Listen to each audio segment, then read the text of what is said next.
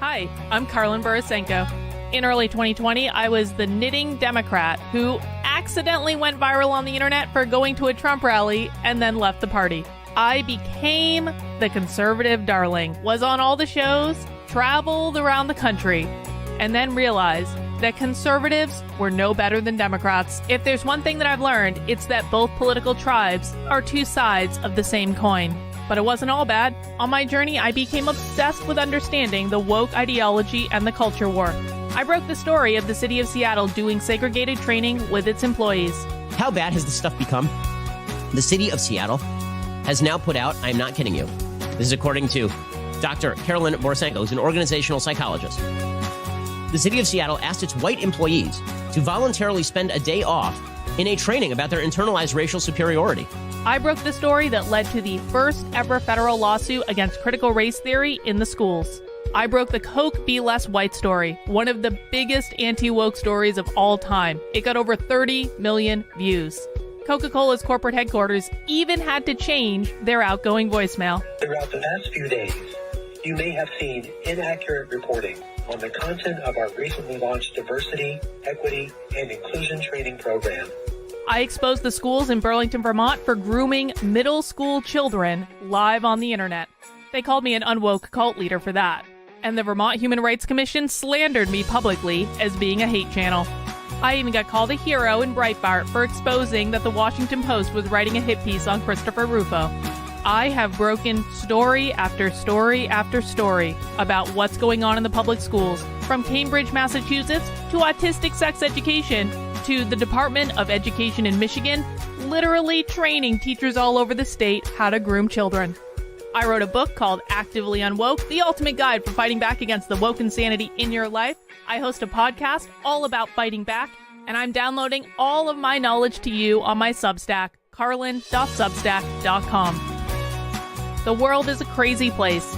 We are literally surrounded by cults on all sides. On this show, we're going to do a deep dive into all aspects of the culture war, and I will show you the dark, dystopian underbellies on both sides. Here are the commitments I'll make to you. I will always tell you the truth. I will always bring you receipts. And if you stick with me, I promise you will see the world differently. Welcome to the cult. Please mount that like button for me and subscribe if you feel so inclined.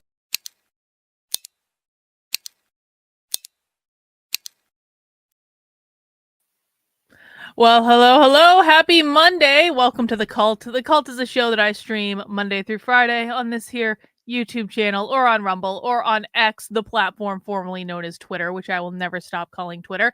We go live on Saturdays at 6 p.m. for Socialism Saturday, and on Sundays I rest and we do movie night and all that sort of stuff.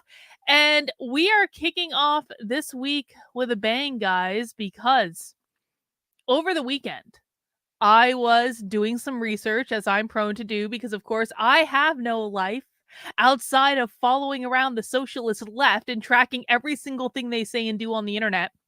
And I was messing around on the website of one of my favorite groups of radical revolutionary socialists, the Firebrand Collective.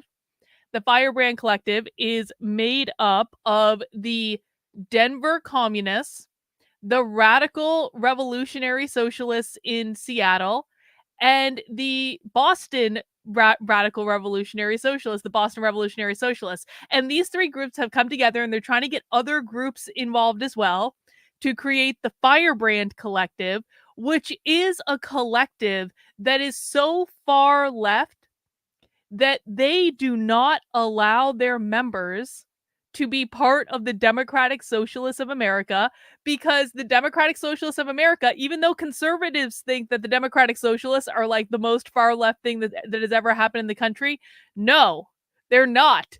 The Democratic Socialists of America, according to the Firebrand Collective, are way too close to capitalism, and they actually don't allow their members to be members of both organizations. True story. It's in there. It's in all their information.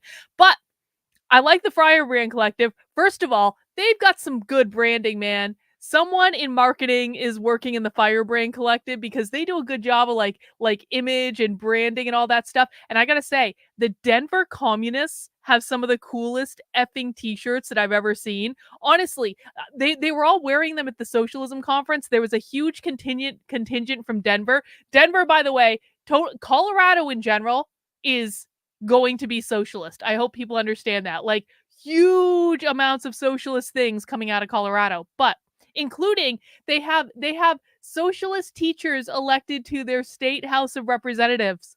And the Colorado Teachers Union has officially denounced capitalism for real.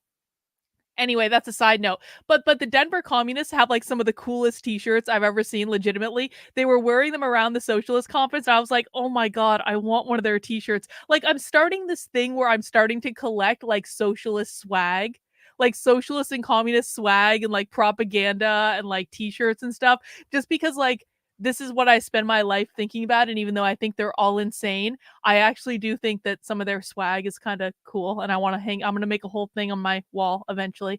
Anyway, so I was tooling around the website of the Firebrand Collective, and I found out that the Firebrand Collective had its own radical revolutionary. I'm about to cough. Sorry about that. The Firebrand Collective has its own radical revolutionary socialism conference. It says the Revolutionary Socialism Conference features panels and presentations and discussions concerning the most critical issues facing revolutionary socialists and the question of organizing the class struggle today. And wasn't the Firebrand Collective so polite that they put their conference presentations on YouTube? How nice of them. How nice of them to deliver that material just for us.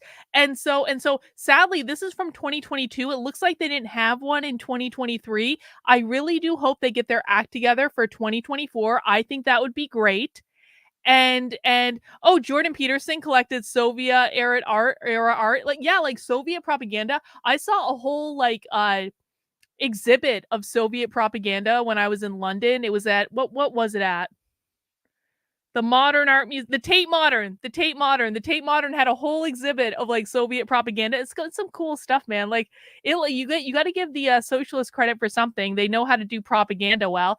Murphy's Pool, I was right. Tip jar. Murphy's Pool. We're going to talk about me being right in a second. Don't worry, I got that clip queued up.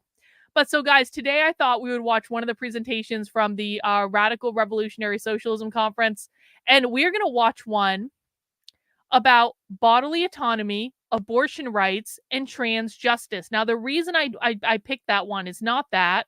This. Right after the elections, in which Ohio passed this issue, I guess they call it an issue in Ohio, where they made an amendment to their state constitution. Basically, they amended their state constitution to say abortion is a right, like unlimited abortion is a right, and it's written very vaguely. But like I said at the time when I saw this thing happen in Ohio, I was like, oh shit! Like, what people in Ohio don't realize is they weren't just voting on abortion. They were also voting on trans surgery for kids. Because if you read the Ohio issue as it was passed, it also leaves the door wide open to trans surgery for kids being a right. And we're not talking about trans surgery with parental consent. We're talking about they worded the issue in a way that they can say that kids have a right to trans surgery before they're 18, whether their parents like it or not. And people might think this was an accident, but this is not an accident. I keep trying to tell people, like, when I have gone to socialist events, and even stuff we've watched online too, like we've seen this over and over again, but the socialist events that I've gone undercover at, they inextricably link abortion and trans rights, specifically in regards to minors. They are very, very interested in pushing trans surgery for minors for reasons that I think people who watch Socialism Saturday on a regular basis understand. It has to do with queer Marxism, disrupting the gender binary, disrupting the nuclear family, getting at capitalism, yada, yada. I'm not going to go into a big explanation right now. But what you need to know is, like, when I went to the Socialist Reproductive Justice Conference at Hampshire College back in April, this was a reproductive justice conference. This was an abortion conference. They literally had a self-managed bathroom abortion tour at this conference, okay? Half of the presentations were talking about trans kids. The vendors at the conference were talking about trans kids. The topic of trans kids came up in every single thing I attended at the Socialist Reproductive Justice Conference. And the same thing is true when I was at the Socialism Conference. Every session I went to about abortion also talked about trans surgery for minors. Every time we have watched a Socialist Reproductive Justice presentation, they're always talking about trans surgery for minors. That's because to the left, the issues of abortion and trans surgery, specifically trans surgery for minors, are inextricably linked.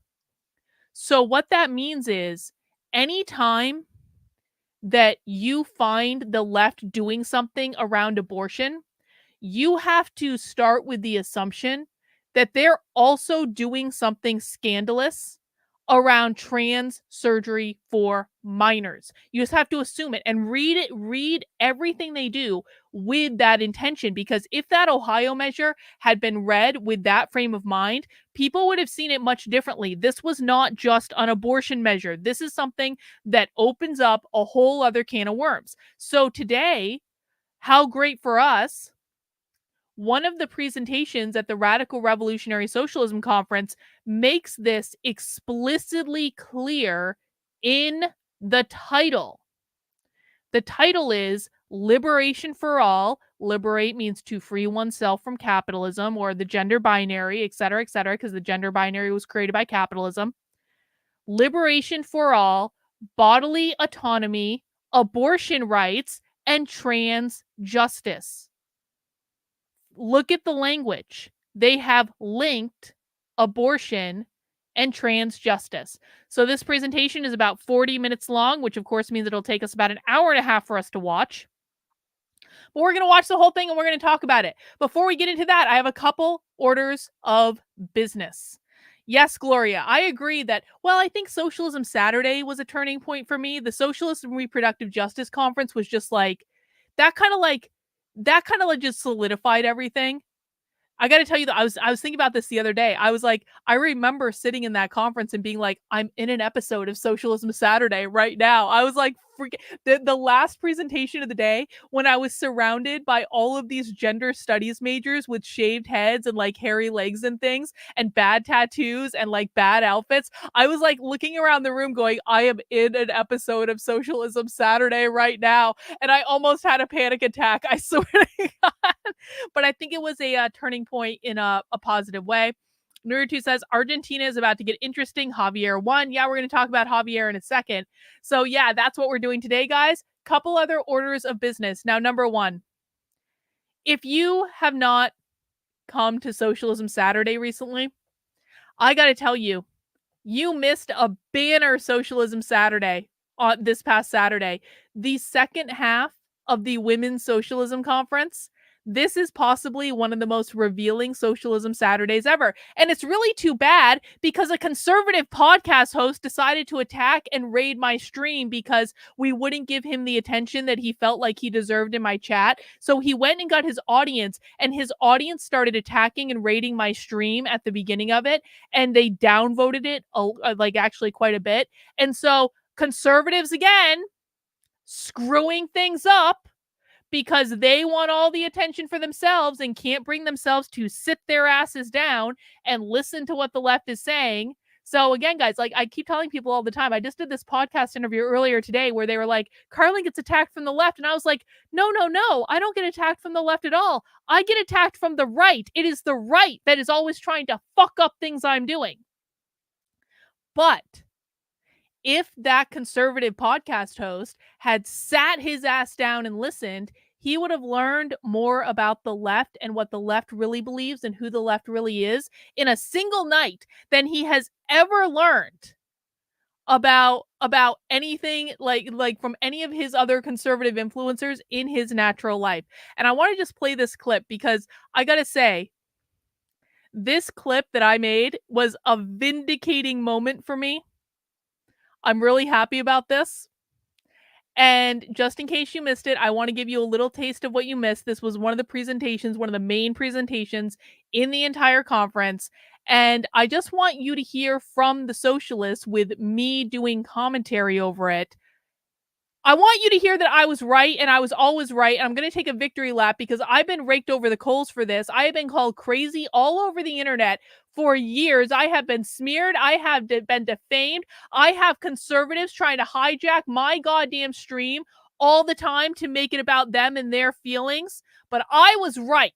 And I want to take a victory lap, and I hope you'll allow me this point of personal privilege. What you're going to hear in this clip is a socialist quite literally explaining in plain English that they believe all of the problems in the world are created by capitalism, that they define capitalism as private property ownership, that to solve the problems, we need to replace capitalism with socialism, and that every time you hear the word equity, equity means socialism. So let me just cue this up. It's just a couple minutes long.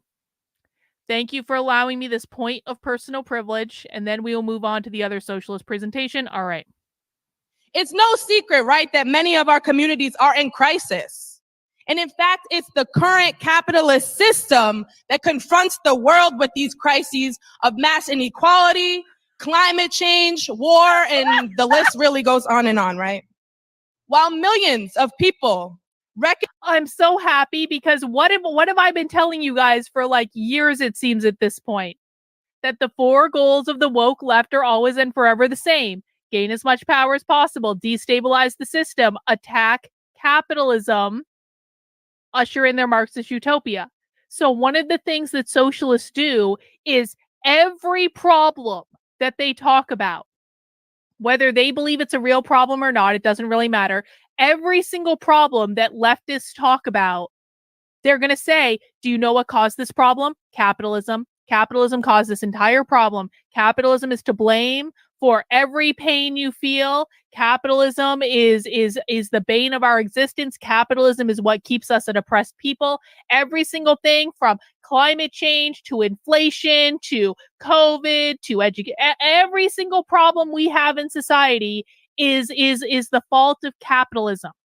What did she just say? What did she just say? That every single crisis that we face in the world is because of capitalism. Let's listen again. She's literally going to say it out loud. World before we ever see a new and better world. That's what they're trying to inundate us with. It's no secret, right, that many of our communities are in crisis. And in fact, it's the current capitalist system that confronts the world with these crises of mass inequality, climate change, war, and the list really goes on and on, right? All inequality is created because of capitalism. Because all inequality is created because of capitalism, do you know what we need? We need equity. All inequality is caused by capitalism. The only thing that can fix inequality that's created by capitalism is equity. What does equity mean? Pop quiz for the chat. What does equity mean? Every time you see equity showing up in your school district, every time you see equity showing up in your workplace, every time you see a story about equity in the media, every time you see a leftist with tweeting something about equity, what does equity mean? If equity is the solution to all inequality that's caused by capitalism, what does equity mean? Equity means equality of outcome, which means Marxism. It means socialism. Equity means sameness. Equity means Marxism. Equity means socialism, Marxism, equality of outcome. All that means Marxism. You cannot have equality of outcome in a society built on capitalism, guys. Sameness. Equality of outcome, Marxism. Socialism. Marxism, equality of outcome, Marxism, equality of outcome. Equity is Marxism. Equity is anti-capitalism. Socialism, Marxism. Exactly. Well done. While millions of people recognize that capitalism is at the root of the issues that we face. Oh, And simply could not be what solves these crises. We can't solve equality or climate change or any other crisis in our society under capitalism because capitalism created the problems in the first place. How capitalism can be replaced seems a little bit less clear to some people. Many of us here might identify as socialists, hopefully, and see that, yes, socialism is the answer to these issues of capitalism. Even the comrades before said capitalism is the disease. Yes! We can't solve this under capitalism. Socialism is our answer. Right? We haven't even been able to conceptualize them under the current capitalist system. But what socialist reconstruction does do is take seriously the question of what it could look like to build a socialist society in the US, completely transforming society from ending the US's imperialist exploits to eliminating poverty, racism, and bigotry, to preparing to ensure that everyone can adapt and flourish on this warming planet that we find ourselves on. The wealth and development of modern society is vast, right? We live in the richest country in the history of the world. But what's necessary is that it be used for the good of the people rather than for private profit. And each chapter in the book illustrates that another world isn't just possible, but so quickly achievable, right? Once private property is removed as the engine of society and the existing... I'm gonna cry. I'm so happy.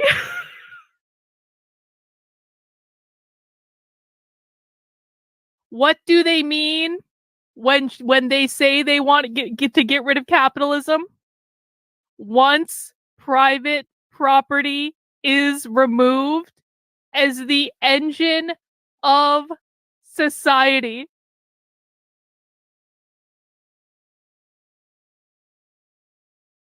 I'm so happy right now. I have been trying to explain for months and months and months that how socialists define capitalism is private property. That is the definition. It's not about crony capitalism or corruption or any of that. That's not why they want to get rid of capitalism.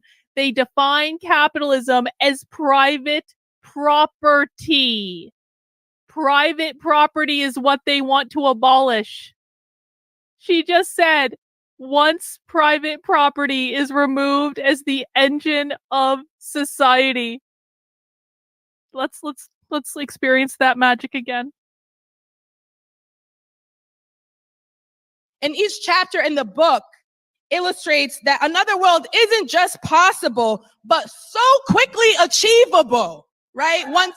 Once private property is removed as the engine of society and the existing resources and power structures that we have are reorganized to meet the needs of the people and the planet. And there you have it, folks. There you have it. This is the basis of why we need to pay attention to the left and what they're doing. Because they control every major institution in our country. They control the K through 12 schools. And what they're teaching is that all the problems in the world are created by capitalism. All inequalities, inequities are created by capitalism. They define capitalism as private property ownership. Private property means your house. Private property means your business. Private property means your children. Private property means your individual rights. They consider your individual rights to be private property. There's other stuff too, but those are the main ones. They believe that to fix all of the problems, we must replace capitalism, which means private property, with socialism. And once we bring in socialism and create equity or sameness, that will get rid of every single problem in the world that has been created by capitalism. This right here, this singular clip, is the basis of the problem that we have. And now remind yourself that these people control your children's education.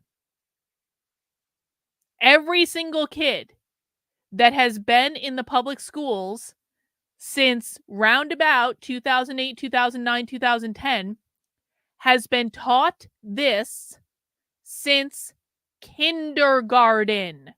This is what they're building into the lesson plans. This is what they are building into all parts of the curriculum from the time they're 5 years old. If you think the kids don't know what this is, they do. It's just incorrect. The people who think that the kids don't know what they're learning in school are the adults who went through schools before this stuff was fully integrated into the curriculum. And they're going through the K through 12 schools, learning this the entire time. This is why 40% of kids in some school districts are identifying as genderqueer, gender non-binary, because they're learning all the stuff from these people. All the stuff related to gender is an attack on capitalism because they believe capitalism created the gender binary. And then they're going off to college, and then they're getting their advanced courses in Marxism. And if you want to know why the world has gone insane, if you want to know why all this crazy stuff is happening, it goes back to this issue and this issue alone. That they believe that all the problems in the world were created by capitalism. Capitalism means private property ownership. They want to replace capitalism with socialism because they really do believe that that will solve all the problems in the world. If you do not understand what is in this clip, you do not understand the left. And now we have a really clear, really explicit clip to be able to show people. And I'm really happy about that. That's what you get when you join me on Socialism Saturdays, which is Saturday at 6 p.m. And that's what you get when you fund my work, because I am the only person on the internet who is taking the time to listen to as many far left presentations, trainings, classrooms, conferences, all of their practical, real world stuff, how they train. I listen to the ways that they train the next generation of activists.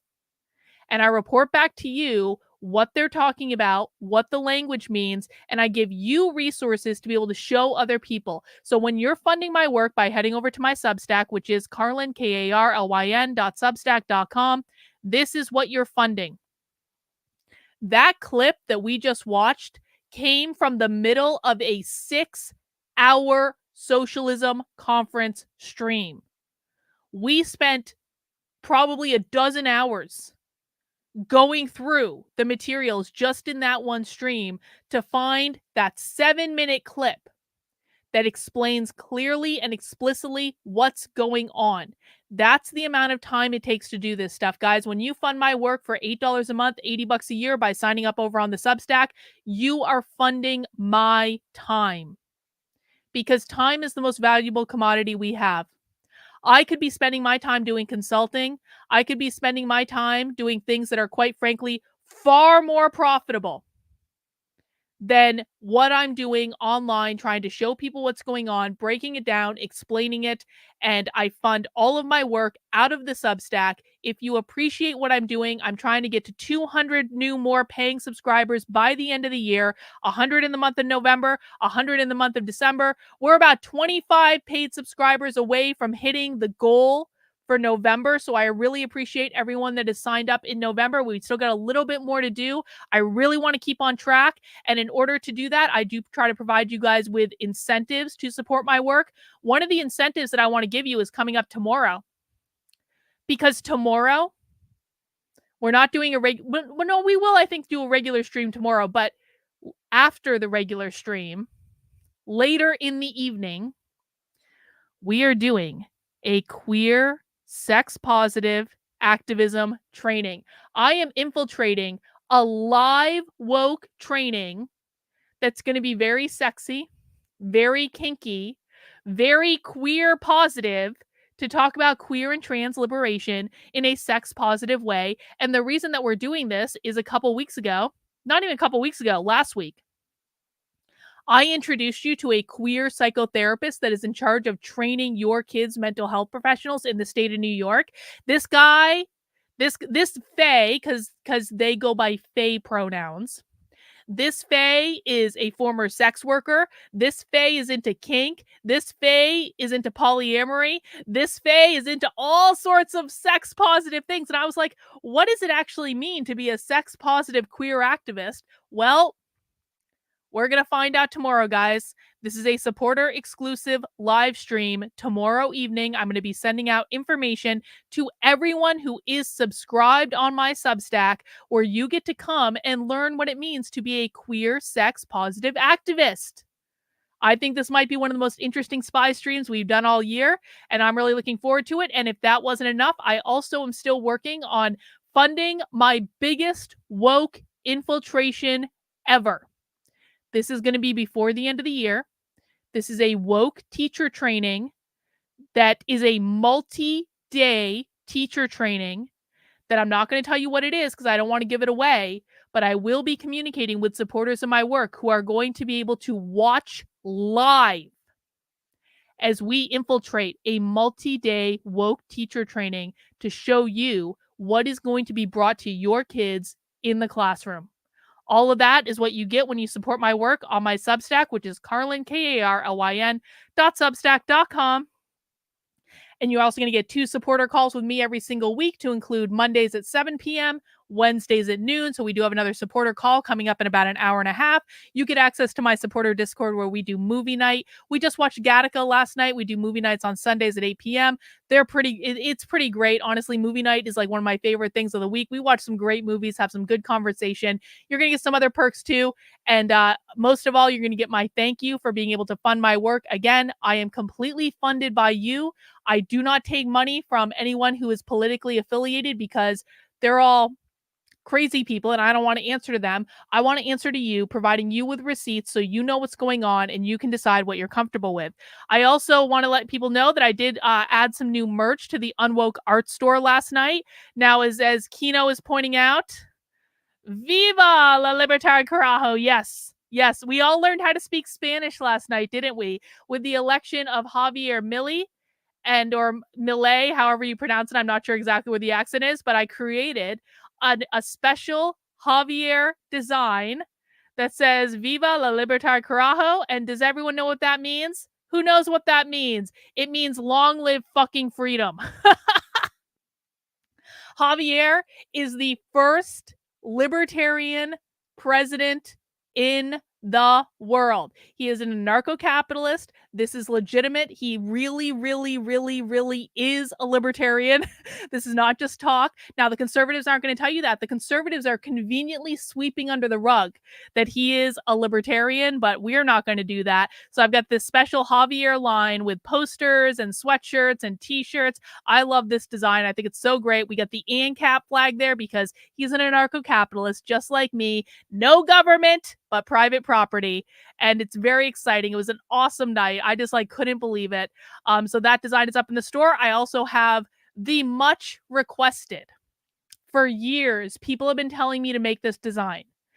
And I have finally made the Make Orwell Fiction Again design with this amazing Orwell eye. I finally got one that I liked. I've been working on this for a while, okay? I just could not get the Orwell eye in the way that I liked it, and I thought it looked cool, but this one is so cool. And what's cool about this is that's not a perfect square. It's slightly off kilter so that it makes you just a little bit uncomfortable to look at it. But I love this design. The Make Orwell Fiction Again thing is something I've wanted to do for a long time. We've got that up in the Unwoke art store as well. Of course, this is a great time to start buying your Christmas gifts. We got all sorts of other stuff too. We've got the We're All Mad Here collection. We've got the All Tears Are Tasty collection. We've got all sorts of other stuff in the Unwoke art store. And all purchases do go to support the work I'm doing, and you get some cool stuff in the process. All right, guys, with that out of the way, everyone, please mount the like button for me. We're about to get started. Remember, guys, mounting the like button not only counters the dislikes that I get from conservatives who are too retarded to understand that we're critiquing socialism, that we're not socialists, because that really does happen every day. I have People coming in my chat going, socialism sucks, thumbs down. And I'm like, you're not even listening to like what's being said on the stream. So mounting the like button counters the bullshit that I have to deal with from conservative retards who don't know that we're critiquing socialism and learning about it. And it also tells YouTube to recommend my stream to other people, all that sort of thing. And it looks like we got a good number of likes actually based on the number of watchers. So I'm pretty happy about that. Rottweiler says, "Hail freedom, fuck yeah." That's another way to translate it. Thank you, Rottweiler. I think that might be a better way. I don't know. All right, guys, we are watching a presentation. Oh, I did have the sound set up. Hang on. I don't know how my computer works today. There we go. There we go. We are watching a presentation from the Radical Revolutionary Socialism Conference in 2022, and this is about bodily autonomy and abortion rights and trans justice. Let's watch.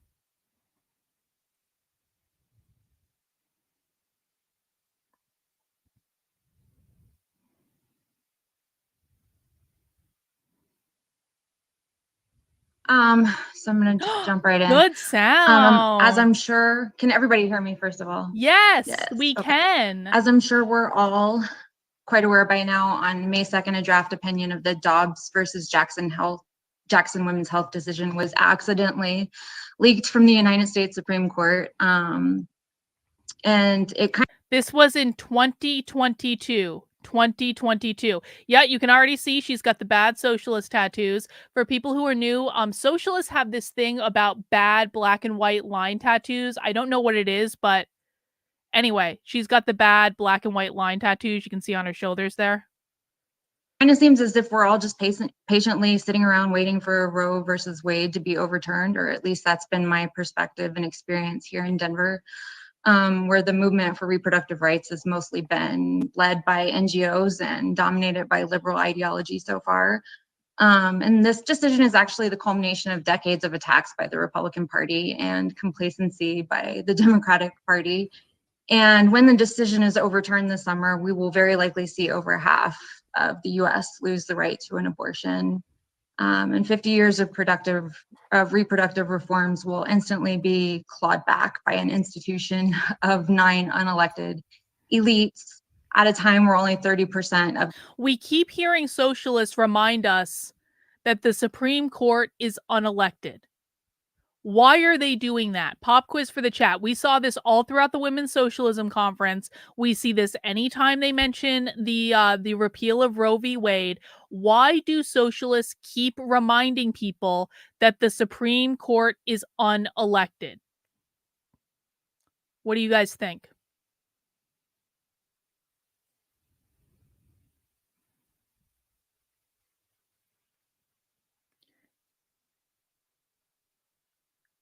Hang on, I'm just waiting for the because they're trying to undermine the credibility of the Supreme Court. Okay, more. Yup, they're attacking the Supreme Court. Kurt, in with the right answer. They want to abolish the Supreme Court because the Supreme Court overrules their Democratic majority. Remember, and we saw them say this on Saturday, when socialists say Democratic, what they mean is socialist.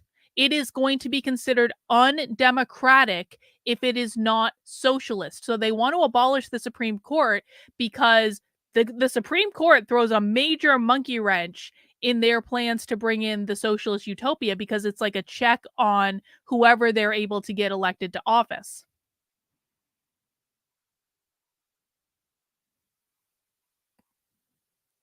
Precisely. Good work. The American citizens support Roe's overturn, and 60% of Americans support abortion in all circumstances, not just rape or incest, all circumstances, which is profoundly undemocratic. And reproductive rights weren't even a partisan issue up until Nixon's re-election campaign strategy in 1972. In fact, abortions fell in line with the Republicans' views pretty well before this. They didn't want social welfare to pay for unwanted pregnancies, and reproductive autonomy fell in line with the Republicans' ideology of individual freedoms. The Republicans used abortion rights as a campaign tenet to gain social conservatives and Catholic voters in the South after the political backlash that they received from the progressive movements of the late 60s and early 70s, so the civil rights and feminist movements. And they kind of framed this within the guise of morality and a family values style campaign for Nixon's reelection. And the strategy was highly effective for them. They received something like 35% of the Democratic vote for Nixon's reelection campaign. So they've kind of stuck with that because what works, works. And so kind of embedded with that same ideology are some serious racist, xenophobic, and misogynistic imperialist and colonial ideas that have attempted to cross class lines and gather working class voters into their base and further divide the working class in general. An anti-life ideology is very racistly centralized around the white evangelical Christian communities anyway, and goes hand in hand with the very same replacement theory featured in the manifesto that the Buffalo, New York mass shooter wrote and prominently featured in Tucker Carlson's nightly programming on Fox News as well. And it's very, very clearly focused on the reproduction of white Christian babies while closing the borders to immigrants of a certain color. And the right wing of both parties would love more than anything to conduct violence on marginalized populations without recourse. But Republicans have been working toward these ends for decades. In fact, Senate Minority Leader Mitch McConnell has even suggested legislating Roe's overturn into law should it become official. So they're clearly emboldened by having their chess pieces on the Supreme Court and other powerful positions and by the upcoming overturn of Roe. But the Democrats have had control. Yeah, so this is a great point from Rottweiler. When they say white Christian babies, socialists don't actually care if you're white. They don't actually care that you're Christian. They care about capitalism. Okay, so when they say white Christian babies, they mean capitalist babies because they believe that these households are going to perpetuate capitalism via social reproduction theory. And it's important to keep that in mind because this is the part where it gets confusing, where it sounds like they're talking about, like, people will be like, Carlin, how else can you interpret it? They hate white Christians. Well, this lady's white. The people that we're going to hear from today are they're white, okay? They don't hate white people. They're putting white people on a stage. They like, skin color does not matter to them at all. The Christian thing, they don't promote religion. They also really don't actually attack it all that much. It's just something they don't talk about. Okay? So the only time they talk about Christianity is when they're usually talking about abortion, to be honest, and they talk about conservative Christians as a political organizing force that has political power to be able to do. They are pissed off that conservative Christians have a political lobby that gets in their way of doing what they want. But the real crux of this is not that they have white skin because they don't hate white people. If they hated white people, she wouldn't be talking right now. Trust me, the Firebrand Collective has many non-white people involved. They're not angry at people being Christian. They're angry at the production of capitalist babies via social reproduction theory that are going to perpetuate capitalism, which is their real enemy. I literally just explained this, John. I hope you were paying attention. MB says whiteness means capitalism. Yes, it does. Bot correctly explains I think because they see Christians as the ultimate power group in the country. Not the ultimate power group, but they definitely see Christians as like a powerful organizing force, and this stuff around abortion just keeps solidifying that. Like, Christians are their enemy when it comes to abortion because of the pro-life lobby, essentially. Control over the presidency and Congress 5 times since Roe versus Wade was decided in the Supreme Court and have done nothing in that 50 years to codify reproductive rights into legislation. And during Obama, they even had a supermajority and did nothing. And their latest futile last-minute effort, the Women's Health Protection Act, was blocked by a no vote from one of their own senators. And the Senate, also a highly undemocratic institution.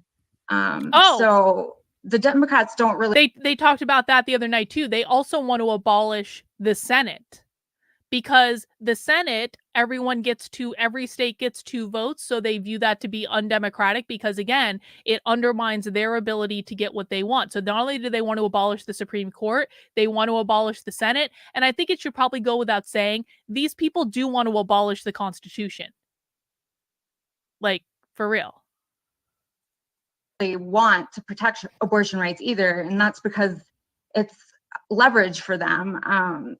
They can use it as a carrot at the time of elections and get people to vote for them and retain their powerful positions in legislature and Senate and everything, and then do nothing when they get elected. And if they were actually to do something, they would lose that leverage. Also, they don't want to risk isolating the anti-abortion sector of their party or risk the destabilization of capital. And both the Republican and the Democratic parties are capitalist parties in the United States. And so the restrictions on reproductive rights didn't start with the right or Roe. Hang on. No. Wrong.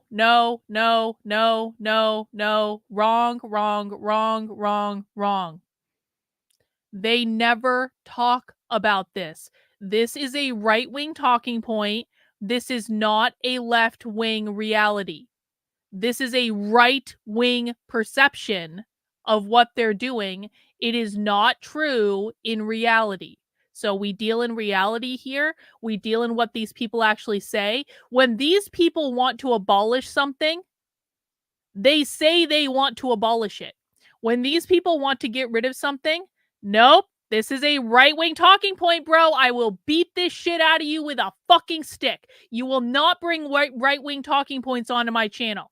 This is a right-wing talking point, not a left-wing reality. You are correct in like they view it as a political organizing force, but they don't care about abolishing Christianity, bro. That is a right-wing talking point.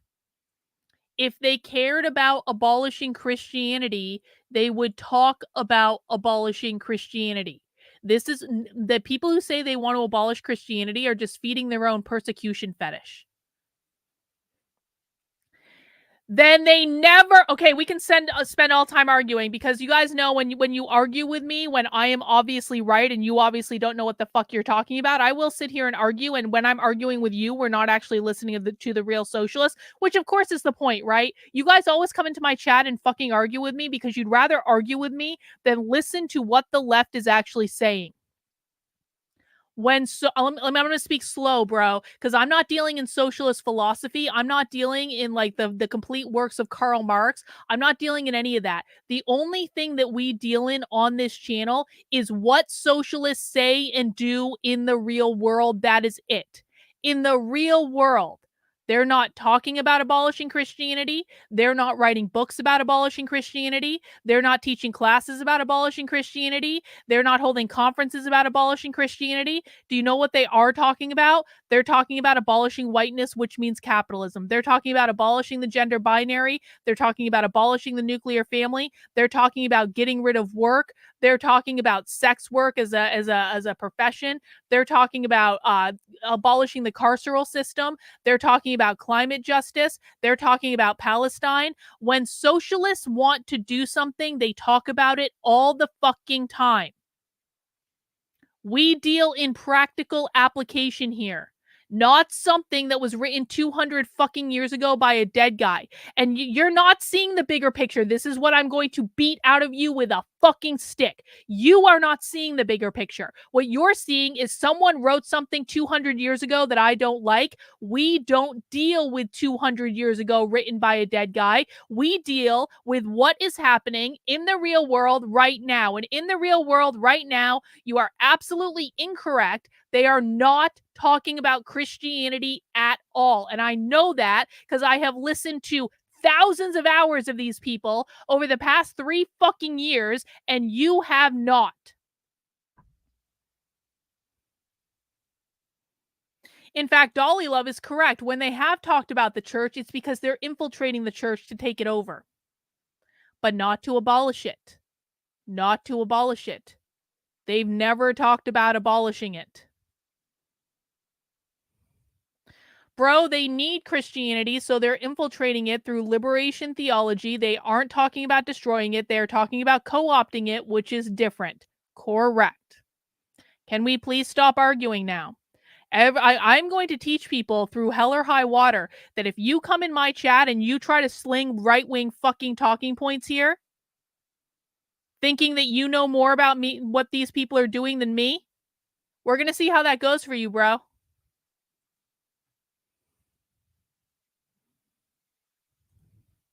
The issue was contentious prior to Nixon's election strategy, and there was a struggle for Roe that led up to that decision. And it's certainly true that the ideology of morality and religion is firmly held among the members of both the Republican and the Democratic parties and surrounds the controversy around abortion rights. But these attacks are rooted in women's traditional roles as caregivers. That's gender binary. That were formulated at the dawn of class society. And so at the heart of all of this is... Formulated at the dawn of class society means formulated by capitalism.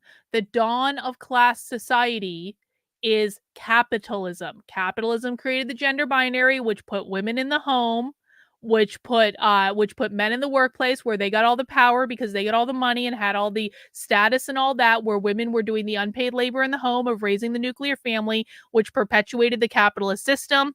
This doesn't make a difference really at all, to be honest with you, Tony. Oh, good. Well, we'll look into Christian socialism another time, but we're not going to do that right now. Thank you. Is women and pregnancy-capable individuals' oppression in order to exploit for capitalist accumulation. Reproductive labor is traditionally unpaid or tasked to workers in some of the lowest paid professional roles, but it's the necessary labor required for raising, educating, training, and preparing the next generation of workers. What does reproductive labor mean? Pop quiz for the chat. What does reproductive labor mean? I love it when these people say exactly what I've been telling people for years they mean. This is a great clip.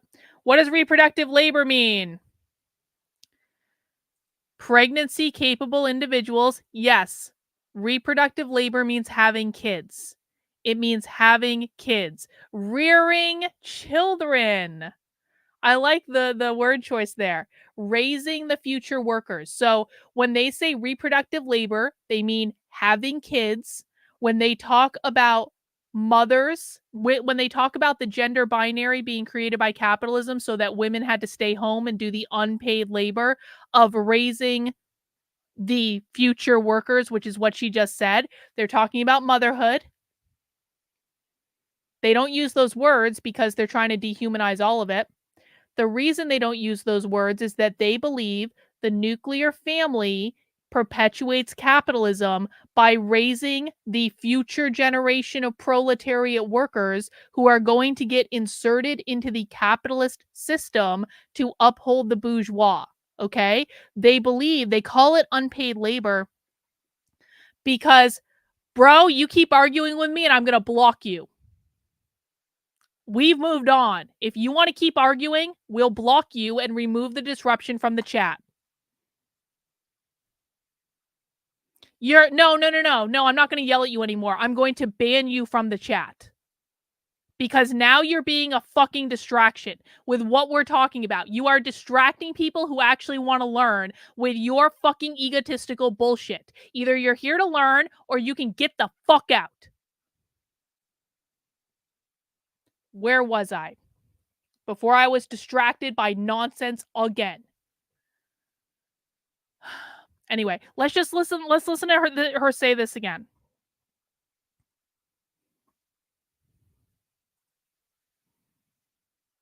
What she's going to say is that capitalism, well, this is the short part of what she's going to say. We'll go back to class society. Effectively, what she's going to say is capitalism created the gender binary, which put birthing people in the home doing the unpaid... Oh, this is what I was going to say. The unpaid labor of raising the future generation of proletariat workers. When they say unpaid labor, they do believe that the state should be paying to raise the children. Okay? What happens if the state pays to raise the children? The state owns the children. When I say that children are considered to be private property of their parents under socialism, and that's why they want to liberate children from the adult supremacy of their parents, what they mean is they want to take children from being part of the individualistic nuclear family to being a part of the collective. That means the state's going to own your children, guys. That's what that means. When they're trying to get rid of parental rights, anytime they're attacking parental rights, it's because they believe the state should own your children. Let's listen again. Rights. But these attacks are rooted in women's traditional roles as caregivers that were formulated at the dawn of class society. And so at the heart of all of this is women and pregnancy-capable individuals' oppression in order to exploit for capitalist accumulation.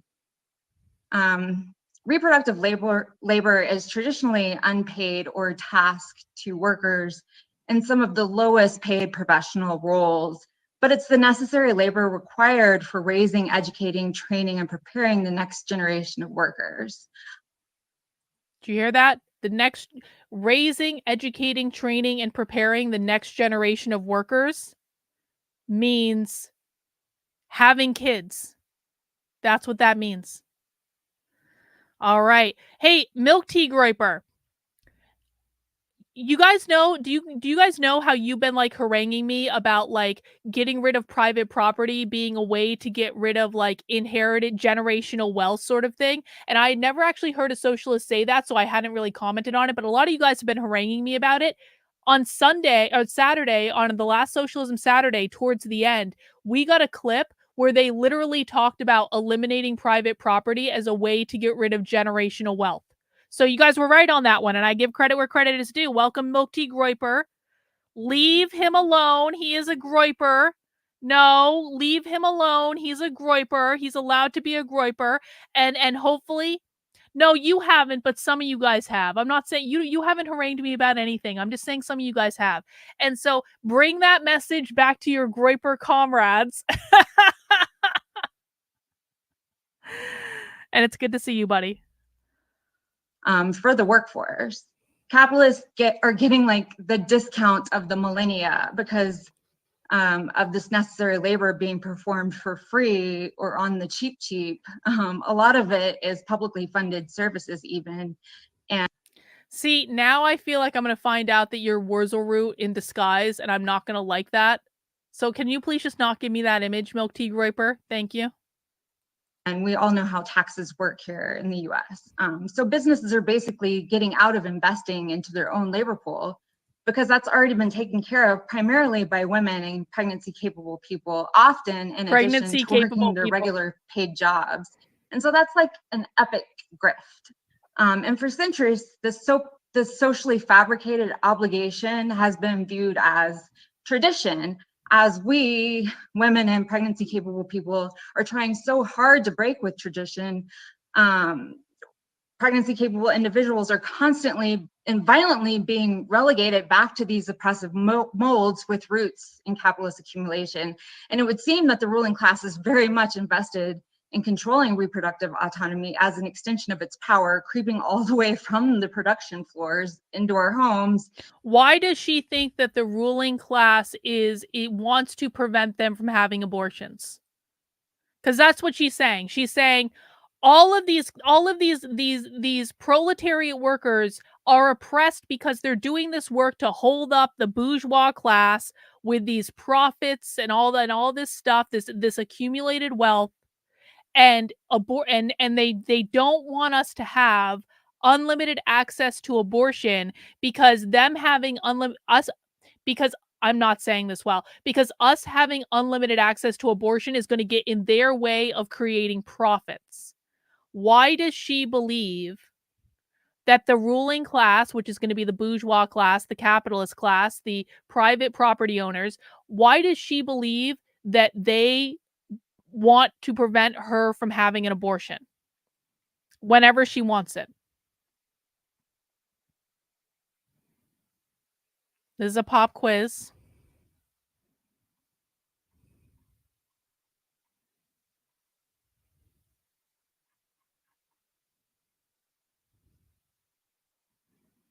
Why do socialists believe that the capitalist class wants to prevent them from having abortions? Kyle says because the capitalist bourgeois need a new generation of cheap exploitable labor to gain power and wealth. Yeah, that's correct, kind of. James Jones, fewer workers, kind of. I'm looking for a really specific answer here. So if you're like, I do agree with the answers though. They need labor to exploit. Yep, they do believe they need. So more abortions means less labor to exploit. It attacks the nuclear family. This is getting closer to what I'm talking about. Yep. When women have abortion on demand, they're creating less future proletarian workers.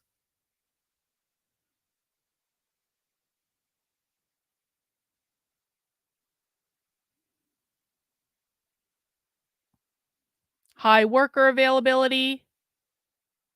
Aha! Now we're getting really close because when women can't get abortions, then they're forced to do the unpaid labor of actually being mothers.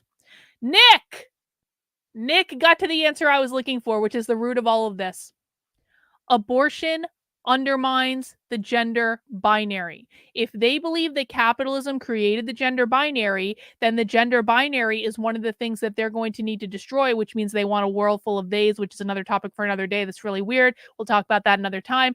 But they need to destroy the gender binary because it was created by and perpetuates capitalism. Abortion undermines the gender binary. They believe that abortion, unlimited abortion on demand, liberates women from the gender binary. So it's kind of getting to the crux of the issue. Now, the other answers we saw were correct. Abortion is an attack on the nuclear family because it's an attack on social reproduction theory, where they're not creating those new generations of workers. And they really do believe that that the ruling class wants to ban abortion because they want as many workers to oppress as possible, because the more workers that they have to oppress, the greater the profits are going to be from that oppression. Does everyone understand? So lots of correct answers, and they are all linked together, but I liked Nick's the best because Nick's goes to like the core of what the issue is.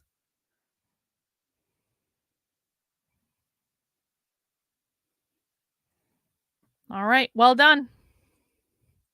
Using our bodies as the vehicles for more profit accumulation, keeping us bound to these traditional molds as we desperately try to break out and seek some sort of progress. Ding, ding, ding. She just said it. Pregnancy-capable persons constitute around half of the American workforce, as well as the population, and even larger. I'm gonna go back and make a whole clip from this presentation of every time that she says pregnancy-capable persons. A portion of the social reproductive workforce, which makes us a force to be reckoned with, and it scares the shit out of the ruling class. Social reproduction theory and the right wing. And we have the numbers to make demands for better wages, better working conditions, free childcare, healthcare, and all types of social demands that.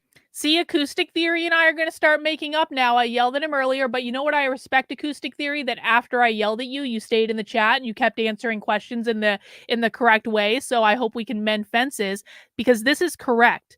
Socialists see workers as part of the means of production, which must be seized. I never thought about that before. That's a really, really good point. Very good point. I'm going to be mulling on that one.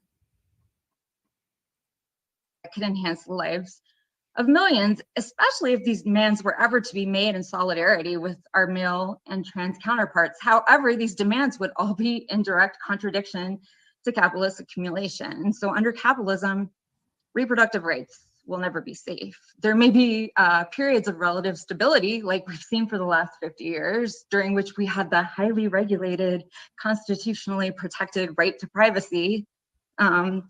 However, the assault on the right to an abortion will always be available to relegate and oppress these individuals. Under capitalism, these individuals will always be oppressed, as there will always be opportunities for discrimination by the state, in society, and in workplaces, just for existing with certain body parts. Capitalists can justify lowering wages, not just for us, but for the entire working class in general as a whole, using us as a scapegoat, just because of the fact that we exist. And this is no matter how many liberal legislative acts are passed. The only way to have complete equity in this case would be a transition to a communist program. But I think that we're willing to fight for unabridged reproductive autonomy. Excuse me? What? The only way to have full equity would be a communist program? Let's listen again. And this is no matter how many liberal legislative acts are passed. The only way to have complete equity in this case would be a transition to a communist program. Ding. But I think that we're willing to fight for unabridged reproductive autonomy as a welcome reform towards equality in this case. Unabridged reproductive autonomy. That means abortion at any time for any reason. In the chaos of capitalism, we're torn between needing reproductive capable people for both their roles in social reproduction and production.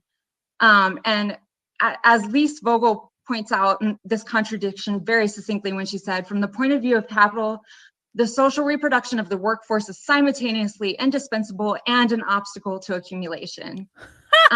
So the ruling class will always attempt to rationalize its own contradictions, sometimes even by making... She just laid out social reproduction theory. I don't want to start keep going over the same thing again and again and again, but she's laying it out, guys. Capitalism created the gender binary, which put women in the home, which made them do the unpaid labor of having and raising the future generation of proletariat workers, which itself reproduces capitalism. She's saying it over and over and over again. I hope people, especially people who've been here a while and watched a lot of socialism with me, I hope you're able... Let me ask this. Are people able to pick up the language? And if people are newer here and and you maybe haven't watched as much socialism with me, do you understand what they're saying? Because I'm picking up the language very, very quickly, and I just want to do a pulse check because she's saying it very clearly to me. Are people able to pick up on socialist speak? Because she's saying so many quiet parts out loud, but I'm trying to gauge, do people who aren't me understand this?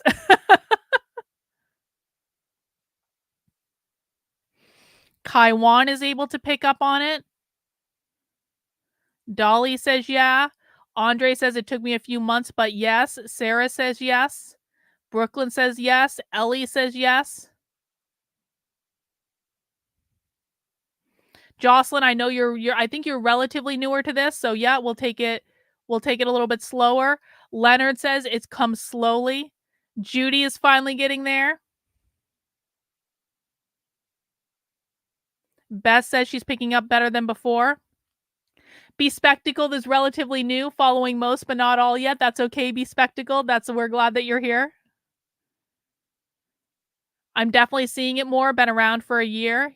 Yes. Paula says it's a slow process. Liz says picking up on some of it. And B says with eyes wide open. Brooke says somewhat. Okay, let's listen to her say this again so you guys can hear this again. The chaos of capitalism. Okay, we're going to go from the part where she talked about the only way to achieve equity is through communism. So you can, again, guys, she's going to say, and I'm sorry for people who have heard me say this a million times, what she's going to effectively say is capitalism created the gender binary created the nuclear family, which made women do the unpaid labor of having and raising the future generation of proletarian worker. Social reproduction theory is the idea that the systems of society will reproduce themselves. This is why they think they need to get rid of the nuclear family, because they believe that the nuclear family, because it's the place where the future workers are created, the nuclear family perpetuates capitalism, and it's in the best interests of the capitalist class for these people to have as many future workers as possible, which is why they want to get rid of abortion. And their solution is abortion on demand as a way to disrupt the gender binary. But I think that we're willing to fight for unabridged reproductive autonomy as a welcome reform towards equality in this case. In the chaos of capitalism, we're torn between needing reproductive capable people for both their roles in social reproduction and production. And as Lise Vogel points out this contradiction very succinctly when she said, from the point of view of capital, the social reproduction of the workforce is simultaneously indispensable and an obstacle to accumulation. So the ruling class will always attempt to rationalize its own contradictions, sometimes even by making concessions, some welcome and some not. Maybe through European style investments in social welfare programs, or maybe suggesting that we open the borders to allow migrant workers in. But all of this will be contradictory to the capitalist goals of accumulation to some degree. And therefore, every single reform that they give us is in danger of being clawed back. So I just thought of something in regards to immigration, because earlier today I watched Nick Fuentes give a whole speech about the dangers of immigration from like 2019 from Iowa State. And it was actually an interesting speech. I'm not going to go into why right now. But like, so I was thinking about immigration earlier, and I was thinking why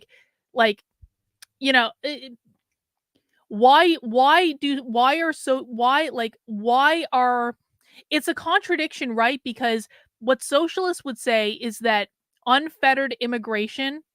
No, excuse me. Yeah, what socialists would say, I'm thinking this through as I'm saying it out loud, is that capitalists should want unfettered immigration because it brings them more workers to oppress. But at the same time, socialists aren't in favor of borders. So I'm not sure exactly what that means. If people have thoughts, I think that let me just listen to this. What did she say about immigration again? Hang on, let me just listen to this last part. We open the borders to allow migrant workers in, but all of this will be contradictory to the capitalist goals of accumulation to some degree, and therefore every single reform that they give us is in danger of being clawed back. So she's saying that capitalists would perceive immigration as contradictory to their goals in some ways, maybe because it would cost them money.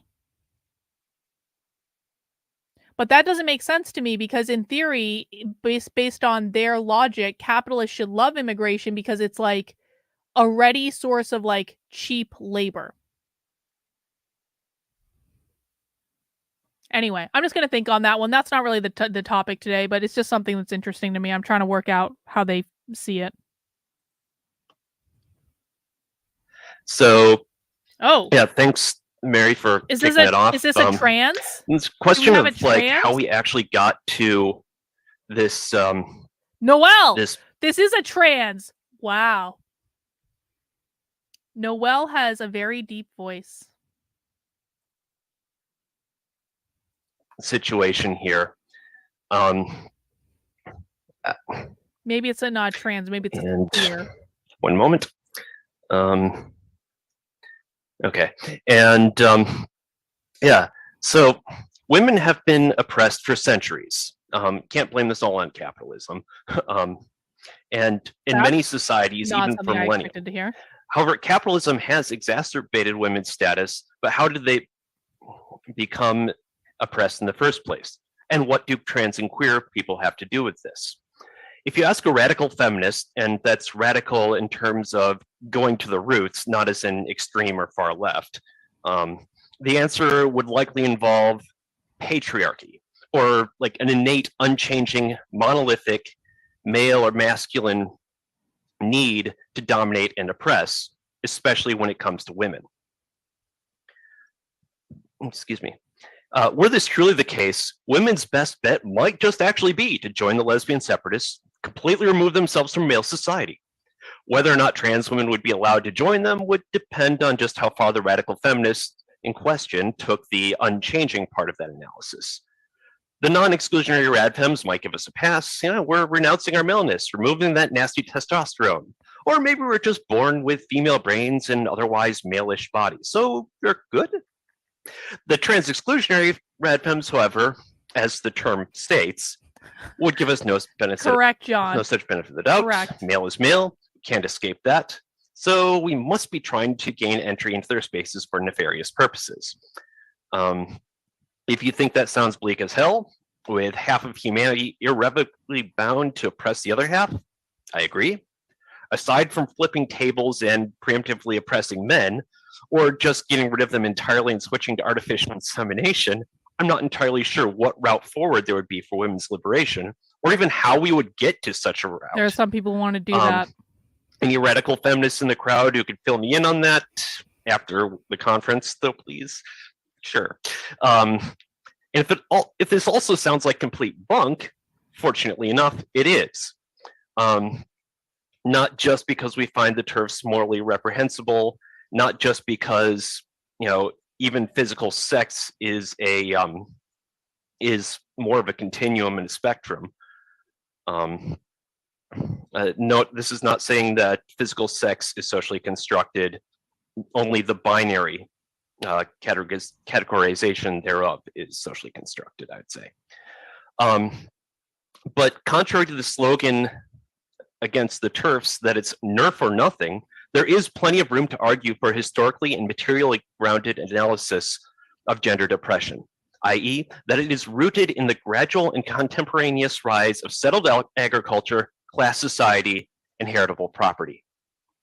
Frederick Engels talks about this at length in his 1884. They said it again. This is the second time they've talked about inheritable property in the last 2 days or 3 days. And these are two completely different groups. Do you guys hear that? I have never heard them talk about inherited property before as a form of private property that they want to eliminate to get rid of class, essentially. Analysis of gendered oppression, i.e., that it is rooted in the gradual and contemporaneous rise of settled agriculture, class society, and heritable property. Frederick Engels talks about this at length in his 1884 book, The Origin of the Family, Private Property, and the State, based on the fleshing out of Marx's notes on Lewis Henry Morgan's book from the previous decade, Ancient Society. Not reading that. While some of Origen's factual details and predictions, not to mention some rather Victorian prejudices on Engels' part, have been superseded by subsequent scholarship, just like the discovery of modern genetics has enriched, rather than discrediting Darwin's theory of natural selection. The basic thrust of Engels' historical framework has fared remarkably well in the face of modern anthropological discovery. Yep, it's because inherited property destroys equity. You're right. You're right. Well, I mean, this is also a good point, Tayton. So what you're talking about is systemic racism, right? So getting rid of inheritable property or generational wealth is one of the ways to get rid of systemic racism, which really means getting rid of capitalism because they define capitalism as private property. Discoveries. One thing that we know from this framework is that gender in hunter-gatherer societies was little more than an early division of labor, and it lacked the oppressive and coercive aspects that would appear later. Men and women may have had different spheres that they generally occupied, yes, but both were of similar dignity. And aside from literal pregnancy, childbirth, and nursing, the bodies filling these roles weren't even so rigidly and exclusively just phallus hunters and vulva gatherers and child rearers. And in a society where having too many children could actually be detrimental for the tribe's survival, women who weren't currently pregnant or nursing could go on hunts with the men. Or if all the women were busy with something, men would gladly step in to take care of the children, and there was no societal shame around this. The whole community took care of the whole community's children. Society did change, however. As humans developed and improved settled agriculture, they started being able to have actual surpluses for once. As these surpluses grew, so did a separate group of people whose role it was to manage and keep track of them. And with such divisions in society growing and turning into separate social classes, it became more important to know whose children were whose. Who would inherit that extra bit of wealth? Especially in areas where men were doing the managing while women were rearing larger numbers of children, because agriculture both can support more children than hunting and gathering, and they needs more to work in the fields. When the tracing of inheritances switched from the mother's line to the father's line, property men then needed stricter control over women's sexuality in order to ensure that their children were in fact their children. Engels refers to this as the world historical defeat of the female sex. The man took command in the home also. The woman was degraded and reduced to servitude. She became the slave of his lust and a mere instrument for the production of children. Slave of his lust? This degraded the position of women. This degraded position of the woman has gradually been palliated and glossed over, and sometimes clothed in a milder form. In no sense has it been abolished. And throughout the history of class society, and to this day, ruling classes have used, these, one-time but no longer egalitarian gender visions to ensure that the production of the labor force among the exploited and oppressed class, and to ensure heirs in their own class, and especially under capitalism, use this divide to, drive a wedge in the laboring classes, put them into self-destructive internal competition. So where do trans and queer people fit in this, though? They don't. People who we might nowadays call transgender have been around for a long time. From two-spirited people among the First Nations of Turtle Island, to the Hydras of the Indian subcontinent, to the likes of Joan of Arc and other notable cross-dressers in Europe and the so-called New World. Joan of Arc was a cross-dresser? Different societies have treated gender-variant people in different ways. I mean, I know Joan of Arc wore, armor, but, is that really cross-dressing? Real? I mean, well, I guess Joan of Arc did pretend to be a boy, but it's she had to. It was the time. Acoustic theory, getting fascinated by queer theory is a way to drive yourself insane, just so you know. Queer theory is insane. Legitimately insane. And what it looked like also varied, with the details of particular society's gender construction. I mean, Joan of Arc wasn't a cross-dresser because, she was getting off on it or anything. She was a cross-dresser because she was leading her country in rebellion. For which she was burned at the stake, like a boss. Damned us. Other societies viewed us as good luck or even magical. I want to live in a society like that. But with the rise of the capitalist mode of production, and with its especially brutal export to imperial colonies, this traditional acceptance started to come crashing down. As for non-trans LBG folks, there wasn't always actually a solid line drawn between the two categories, especially in the late 19th and parts of the 20th century. But there's a massive historical record showing that people have been hooking up with others with the same genitals since time immemorial. The fact that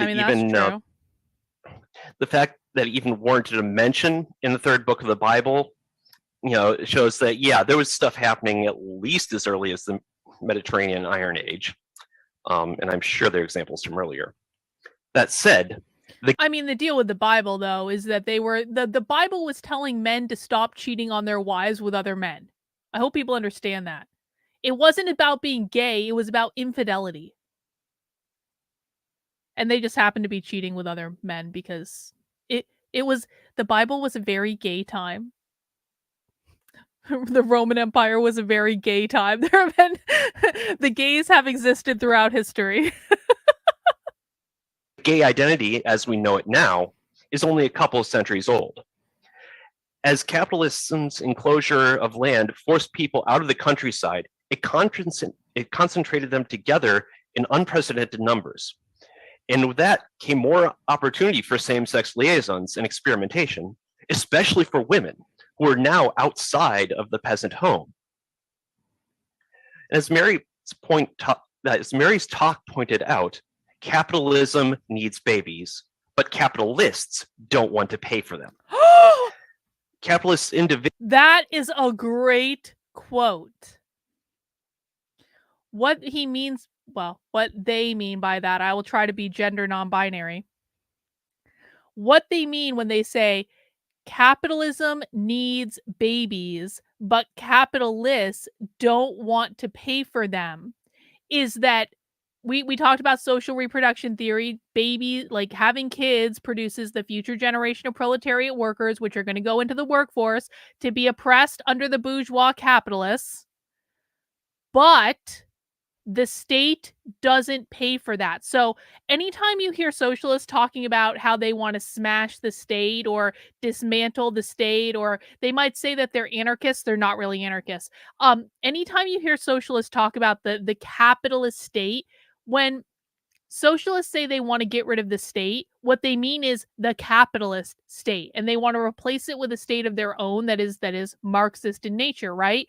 And so when they say capitalism loves baby, or capitalism needs babies, but capitalists don't want to pay for them, what they're referencing is the fact that they want the government to pay to raise the children. When they talk about women doing the unpaid labor of raising the future workers, they're talking about the fact that women work in the home for free to raise children, or I mean men do too, but like their presupposition is that women do the majority of the labor in the household, essentially, because they're actually very stereotypical with gender roles, despite what they may look like. So when they're saying like they want the state to pay for the raising of the children, either that like maybe they might accept something like a monthly stipend, or like, you know, they want the state to pay for all the education, they want the state to pay for the healthcare, they want the state to pay for childcare. The ultimate goal of where this all leads, when you walk it out to its most logical conclusion, is they want to deprivatize the children, because the children are currently considered to be private property, and they want to collectivize the children because they want the government to be responsible for the raising of the children. Let's just listen to that again. As Mary's talk pointed out, capitalism needs babies, but capitalists don't want to pay for them. Capitalists individually need to squeeze all the profit they can from their workers, lest they be outcompeted and driven under by other capitalists. And that means paying the bare minimum they can, or the bare minimum they can get away with, and still have the workers come back to work the next day. And for the capitalist class as a whole, it means that they need to be sure there'll be enough workers to replace them when they die or are just too worn out finally. Social reproduction theory? In most capitalist societies, this means forcing workers, especially women workers, to do a lot of unpaid labor in the home. See?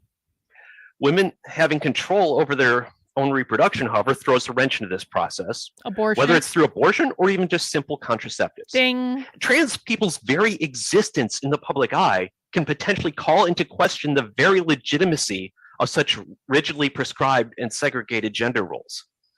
And cis gay sex doesn't tend to make babies either. So at the same time that opportunities for same-sex... Wait. Did they just say that capitalists don't like the gays because gay sex doesn't produce the future generation of workers? I think they did. That's funny. They're like, this is, guys, do you know why the far right doesn't like the gays? Because they're all capitalists and they only want people to be producing children to have the future generation of worker. That's funny. Let's listen again. Roles. And cis gay sex doesn't tend to make babies either. So at the same time that opportunities for same-sex relationships were booming and people were leaving old gender roles in the countryside, capital's contradictory need to repress away the effects of their industrial revolution also grew. Okay, I'm at 10 minutes, it looks like. Good. Hang on, this is actually a really good point from Ortho Protestant.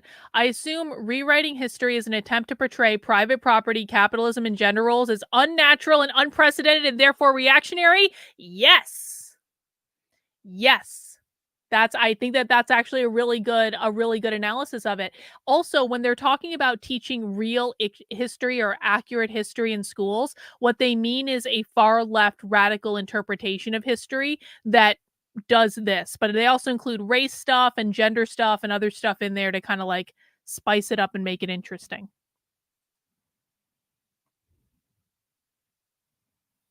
Well, not quite, John. John says, so the state should pay me to change my child's diapers. I need some reparations for all that unpaid labor. Kind of.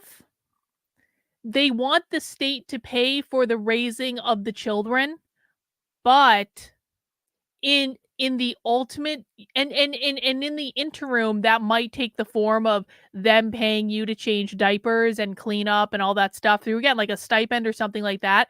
But the ultimate is, again, like, think about dystopian movies. In Brave New World, the government raised the children. In Logan's Run, the government raised the children. In The Giver, the government birthed the children and then assigned the children to a family that was not biologically theirs to raise it. Yeah, I thought that was Autumn too. God damn. Autumn, where the fuck were you when I made friends with the Groypers, Autumn? We were all talking. Guys, this is Autumn. Autumn used to be our pet socialist until I banned 87 accounts that she had because she was constantly causing fucking problems. Autumn, I'm going to leave you unbanned for a moment, but I don't want any nonsense, okay? Where the fuck were you when I made friends with Nick Fuentes and the Groypers? Like, we were like, how is Autumn going to react to this? Let us know, Autumn. We've been looking forward to this. We knew you were going to come back at some point. Anyway. In the wake of World War I, as the fast forwarding a bit, in the wake of World War I, as a product of the revolutions and workers' uprisings that actually ended the war, more space opened. No, Autumn. No, the Groypers are not Nazis. I have seen the light. I see Nick Fuentes in a whole new way. We have Groypers that are watching right now, Autumn. When you quit because you were becoming such a colossal pain in the ass that we had to block you because you were being so disruptive. The Groypers replaced you, Autumn. We have new friends now.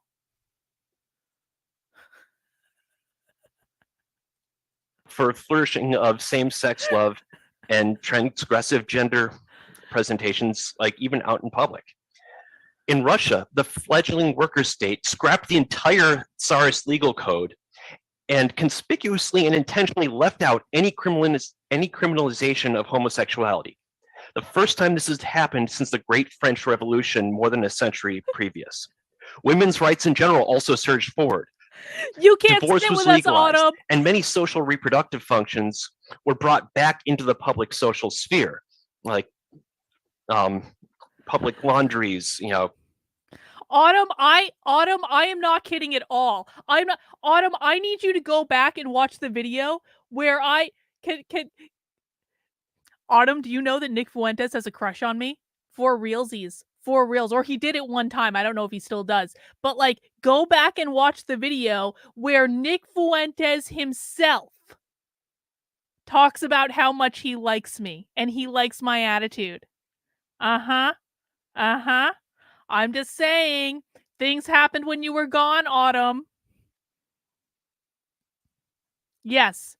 Viva Groypers. Viva the Groypers. Autumn, do you want me to play? Can we take a 2-minute break and I can play Autumn the Nick Fuentes clip? Hang on, we have to do this. I've been waiting for Autumn to come back for so long. I'm so sorry, but we have to do this. We have to. I need this moment. No, Autumn, stick around. Stick around, Autumn. This is gonna be great. I want you, Autumn. I need you to experience this with me. Where is it? It'll take 2 minutes. I just need to find it. I need to find it at the end of the video. Okay, hang on. Okay, hang on. 2 minutes. 2-minute point of personal privilege to piss off Autumn, the socialist. Okay, hang on. Pay attention, Autumn.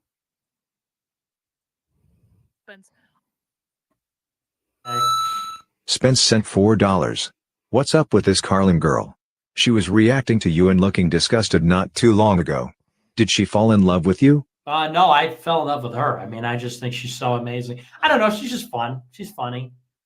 I'm just being friendly. Yeah. I'm okay. I'm friendly. I'm a friendly guy. And she's fun. She's funny.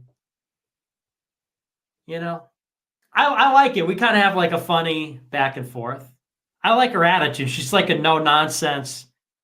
She's got this attitude that I like. I'm a fan. I like her. So Groypers are fans. See, Autumn, last thing I want to talk about. See, I told you. Autumn is so I told you, Autumn. I told you it was real, okay? I told you it was real. So this is why we had to ban Autumn. She distracts from everything that we're doing. Yes, Nick Fuentes likes me. Ha ha. Ha ha, Autumn. Too bad, so sad. How could anyone... And I like Nick's mustache now. I think he looks very charming with his mustache. He didn't have his mustache in that clip, but he's since grown one. You know what? Whatever, Autumn, whatever. Anything that pisses off you guys is perfectly fine with me. I didn't ask for Nick Fuentes to pay attention to me. I didn't ask for him to say I was funny on his show. I didn't ask for him to say any of those things. He just did because he's a charming, charismatic guy, all right? I'm just picking up like the benefits of it. Autumn is freaking out. This is so great. I've been waiting for this moment. I was so hoping Autumn would come back so I could... He is hot with that... He is. I'm sorry. He is. Like, Nick Fuentes got good looking at some point. I don't know what happened. He's not anti-Semitic, Autumn. He's really actually not.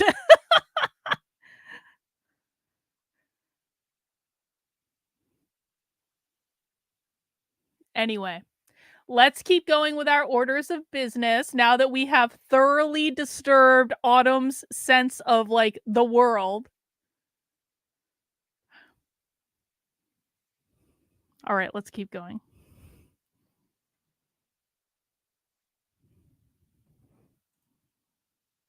Autumn, don't you appreciate that Nick agrees with you guys on the Palestine issue? Like, Nick, you and Nick are on the same team on the Israel-Palestine issue. You understand that, right? Anyway, let's keep going. We're refocusing. Exactly. How can Nick be anti-Semitic when Jesus was a Jew? I just don't understand. Don't get it. Doesn't make sense. All right. Everyone's refocusing. No more shenanigans. We got to get through the rest of this video in 20 minutes. Food kitchens and the like. In Germany, Magnus Hirschfeld's Institute for Sexual Wissenschaft, basically Sex Study Institute, even performed some of the first gender affirmation Hang on. Tayton says, can I have a shirt that says gays throw a wrench in the reproduction of capitalism? That's a pretty heady shirt, Tayton. I don't know how I would make that on a shirt, but I'll think about it. Thank you for the super chat. And was actually starting to tease out the difference between sexual attraction and gender identities. Sadly, however, this opening for LGBTQ and women's rights had its limits, and it didn't last. In Russia, thanks to counter-revolutionary international siege and civil war, the working class was decimated, the economy had collapsed, and they simply didn't have the resources to sufficiently implement all the stuff I mentioned earlier. In Germany, the defeat of the workers' revolutionary movement and failure to form united fronts to defeat fascism led to many of the communists and the LGBT folks wearing red and pink triangles respectively in the concentration camps. And as a side note, that famous Nazi book burning picture was in fact Magnus Hirschfeld's library. That was a huge loss, I will say. And in isolated Russia, the bureaucracy, was increasingly disconnected from its original class base, which, as I said, was decimated, and was sliding further into counter-revolution. And to protect the bureaucracy's newly forming class interests against Western market capitalism's encroachment, they needed to industrialize, and the counter-revolution needed babies. I think we can see where this is going. Thus they recriminalized homosexuality and abortion. After World War II, gay rights struggle was in many ways, focused on trying to gain respectability. I mean, yeah, it was tough times then, but this started to change, like largely amidst the ferment of the late 1960s. And then on a late night or early morning, June 1969, New York City police raided a well-known gay bar that they'd raided many times before. Stonewall. But this time, the gays had had enough. And led front and center by a line of drag queens, they fought back. This isn't even a was it true glorious. story. This didn't even go down like this. And the beginning of again, the gay rights movement. fast forwarding a little bit, again, like the struggle has continued since then, but due to various influences, including some of the trans exclusionary radical feminists and other influences too that I mentioned before, trans rights have often been sidelined or used as a bargaining chip to be traded away in return for passing gay rights protections. Take example in New York State, the Sexual Orientation Non-Discrimination Act was passed, but the Gender Expression Non-Discrimination Act was stripped out and only passed after further struggle years later. Of course, not everyone who espouses TERF talking points about trans women trying to assault cis women are reactionary feminists. And as a side note, if we really wanted to do that, we wouldn't transition. Transition is difficult. It's easier to become a cop. Now, back from the digression, I don't know whether J.K. Rowling has seriously studied, such offshoots of second wave feminist theory, but I'm sure the right-wing talking heads haven't. A joke that it's only TERFism if it comes from the radical branch of feminism. Otherwise, it's just sparkling transphobia. And sparkling transphobia. Wrapping up, though, I will say that those transphobes who fancy themselves feminists are shooting themselves in the foot, or shooting their feminism in the foot. If the capitalist state can attack trans people's bodily autonomy and our right to transition, they can attack abortion too, on the same grounds. And they have. We've seen those in parallel. And they're also doing that they're also, trying to roll back gay rights that have been won as well. And as hinted in the leaked draft opinion, birth control just plain old regular birth control may be next. So we can't afford to have these struggles separated. They need to be united together. We need to unite the whole working class. Ding. For everyone's bodily autonomy, everyone's rights. We need to get rid of this system for good. So that actually makes more sense now that I'm thinking about it, because they're basically trying to make the argument that the reason that abortion and trans rights are connected is because the capitalist class has a vested interest in producing as many future workers as possible, and abortion doesn't help them produce future workers, and trans doesn't help them to produce future workers. So that's what it is. That's what the connection is. I hadn't actually thought about it that clearly before, but it makes sense when you think about like social reproduction theory and all that and what they believe in terms of like the only reason to have kids is to produce future workers and blah blah blah blah blah blah blah blah. But does everyone understand that the reason that abortion and trans are linked is because it relates back to the capitalist desire to produce as many future oppressed workers as possible? So much. And thanks to Mary and Noel for those excellent contributions and posing some important theoretical and political questions to ground this discussion. And then, yeah, there's so much to unpack. I'm really excited for the Q&A. No, I won't. But I want to use just to be really clear, I like the Groypers. I don't like all of the Groypers, but I like a lot of the Groypers. I have fun with them. I think that they're interesting and smart.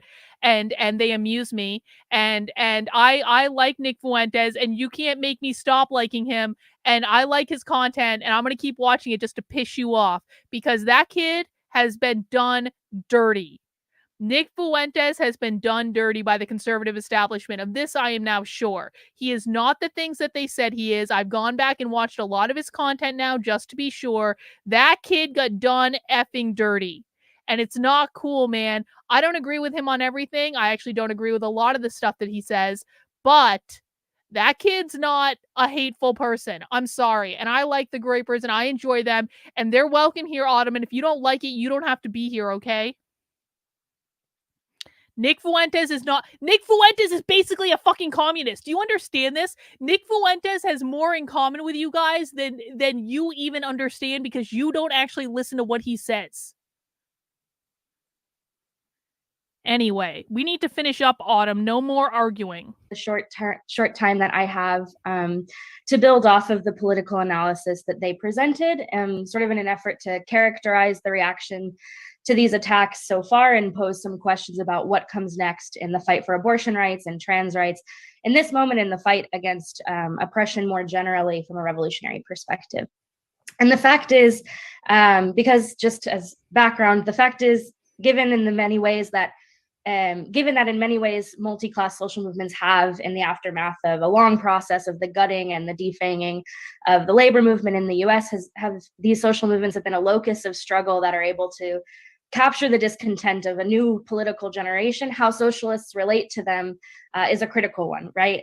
In the sense of winning over the most advanced sectors of those struggles to the fight against capitalism and for a different type of society, of putting forward a program to that end, and crucially pushing for the working class to intervene and organize as such in those movements with its own methods, linking the labor movement and the social movements around an independent working class perspective that neither dilutes its strategy nor remains to the side of these struggles against oppression.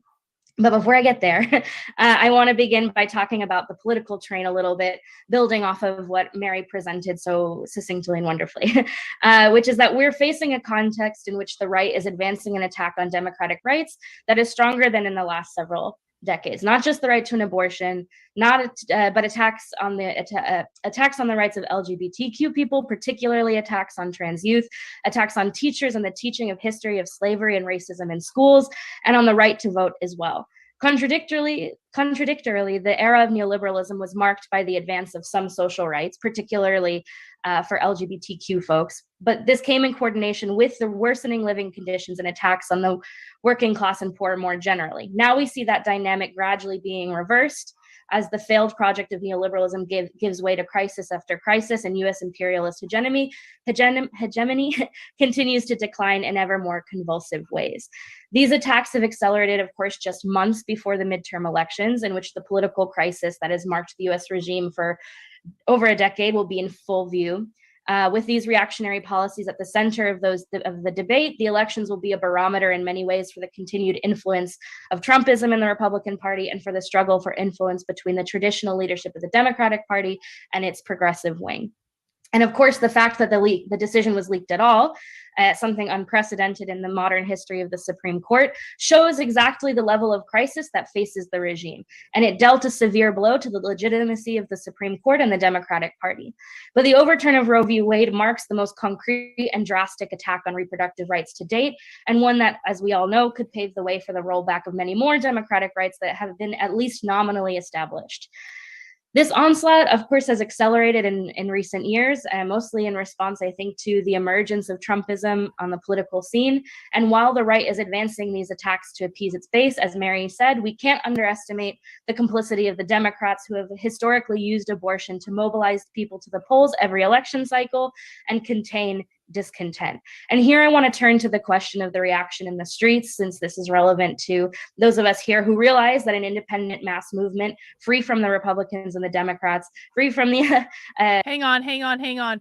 Ortho Protestant, just to be really clear, these are not Democrats. These are far left radical revolutionary socialists. So what you're seeing here has nothing to do with the Democratic Party at all. These people hate the Democrats more than they hate the conservatives.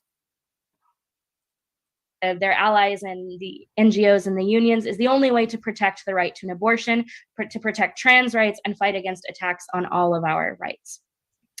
In this context, the mobilizations and protests of the leaked decision have been some of the biggest in the Biden administration, but of course still relatively small across the country.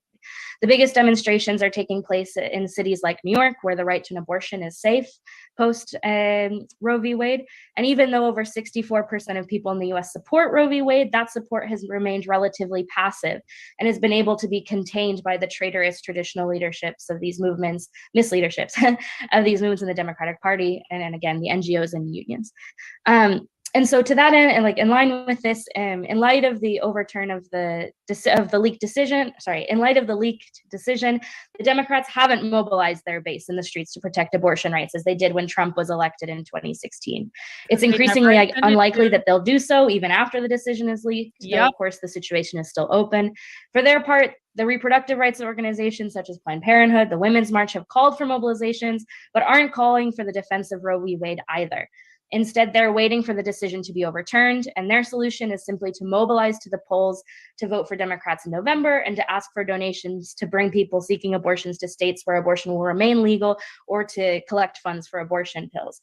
And as always, the line of the rule, and this shows, of course, that as always, the line of the ruling class is to treat every crisis that it creates as inevitable and redirect resistance to stopgap measures to treat the worst of the symptoms while, of course, obfuscating their real cause. Nevertheless, what has emerged since the leaked decision, and in fact even before, is a vanguard of activists, students, and young people who have the desire to fight back against this attack. And they're mobilizing and organizing themselves in encouraging ways. And though the reaction to the decision may not have manifested in demonstrations of millions of people in the streets, there is a shift in consciousness that shows more and more people disillusioned with the Supreme Court and the institutions of the US, which have allowed the right to an abortion to disappear without a fight. Though they're not yet organized, a new generation of people is having this experience with the Democratic Party, and they know that they're not our allies, and we can't wait until November to try to win the right to an abortion. And it's this new generation, new political generation, that is shaped by the experience of the Trump administration, but also by the experience of the pandemic and BLM in 2020, who see reproductive rights and LGBTQ rights as intimately linked and want to put up a fight against all the reactionary policies of the right. But something that makes the situation even more dynamic is that many of these young people are, and it's a convoluted Venn diagram, of course, but many of these people are part of Generation U, as it's been called, and this recent upsurge in the labor movement. People who see unions favorably, see them as a place from which to fight for demands outside of their individual workplaces. Though their intervention isn't widespread, of course, we can't overestimate it. It is a powerful example and something promising of how the working class can intervene in this moment and link the struggle. Guys, we're getting dangerously close to my community Zoom call, so I'm going to have to end this stream pretty soon to go over there, but hopefully we can get through most of this, if not all of this. I just want to answer this question from Ellie pretty quickly. If 98% of the country voted to ban abortion, would they consider that democratic? Or is it only democratic if the policy is aligned with socialism? Can we get answers in the chat? How would you guys answer this? If 98% of the country voted to ban abortion, would socialists still consider that to be democratic? What do you think? Let me know in the chat.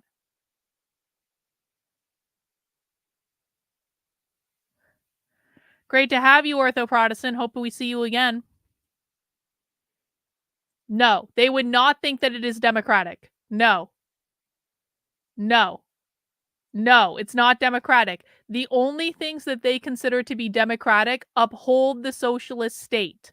It's not democratic if it's not, I think you meant not socialism there. Exactly. Exactly. And they would find some way to talk their way around it. They would find some rationalization. They would find some way to say this election was rigged, or like whatever they would become complete election deniers if 98% of the public voted to ban abortion. They would you would see election denial overnight. Struggles in their workplaces to fight against oppression. And it stands in contrast, of course, to the inaction of the biggest unions, who have done very little, almost absolutely nothing to mobilize their forces in defense of abortion. And so in light of all of that, how do we on the left, in the absence of a mass movement, but given this expanded group of people who want to fight, many of whom see unions and more than that, our power as workers as a means of fighting for democratic rights, many of whom are open to the critiques of the Democrats and the system itself, how do we position ourselves? With the impending criminalization of abortion is just the first step. How do we build the movement that many of us are calling for, without fooling ourselves into thinking that with our forces we can substitute ourselves for that movement?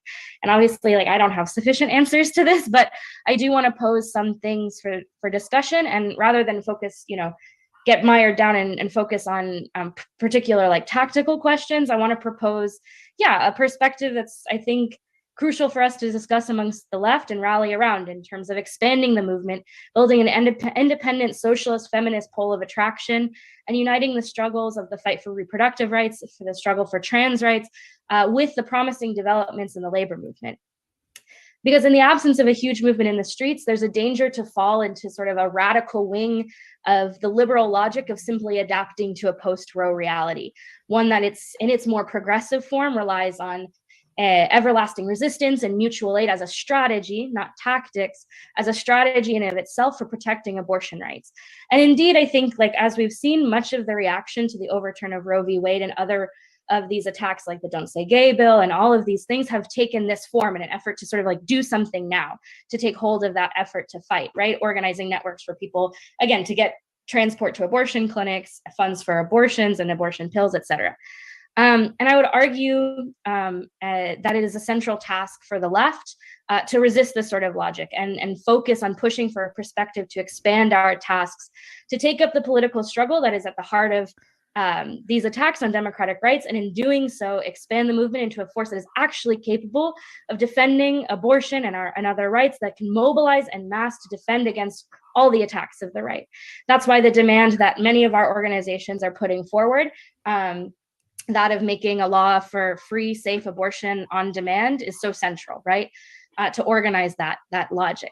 Free, safe and that's not to be abortion dismissive on of demand. particular tactics or direct action at all. We need a variety of tactics and self-defense, but to resist viewing them, as I was saying, as a strategy in themselves, and to instead pose how these tactics and others can bring more people into the fight, into the streets, and how we can put forward a perspective of organizing independently in the places where we're strongest, namely in our workplaces, our schools, and that requires the efforts of the whole left.